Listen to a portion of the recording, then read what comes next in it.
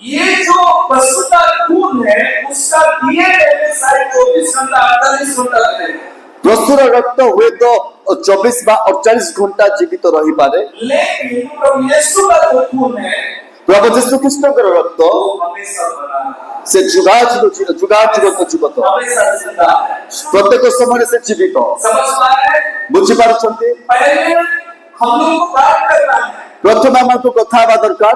हम लोगों को पवित्र और अधिकार देने के लिए कौन आए? ଆମମାନଙ୍କୁ ପବିତ୍ରତା ଏବଂ ଅଧିକାର ଦେବା ପାଇଁ କିଏ ଆସିଲେ? प्रभु यीशु आए। ପ୍ରଭୁ ଯୀଶୁ ଖ୍ରୀଷ୍ଟ ଆସିଲେ। और कहां से आए? କୋଉଠୁ ଆସିଲେ? सीधे स्वर्ग से आए। ସେ ସ୍ୱର୍ଗରୁ ଆସିଲେ। क्योंकि आप लोगों ने धरती में खाने अधिकार देते को स्वर्ग में ले जाने की अधिकार दिए हैं। এই জগତ ମଧ୍ୟରେ ରହିବା ପାଇଁ ନୁହେଁ, କିନ୍ତୁ ଆପଣଙ୍କୁ ସ୍ୱର୍ଗକୁ ନେବା ପାଇଁ ସେ ଆସିଲେ। इसीलिए आप स्वर्ग के पिता से प्राप्त कर पाओगे, क्योंकि स्वर्ग का पिता आपको अधिकार दिया है। ଏଥିପାଇଁ ଆପଣ ସେ ସ୍ୱର୍ଗୀୟ ପିତାଙ୍କୁ କଥା କହିପାରିବେ ଯେ ତୁ ସେ ସ୍ୱର୍ଗରୁ ପ୍ରଭୁ ଯୀଶୁ ଖ୍ରୀଷ୍ଟ ଆସିଲେ।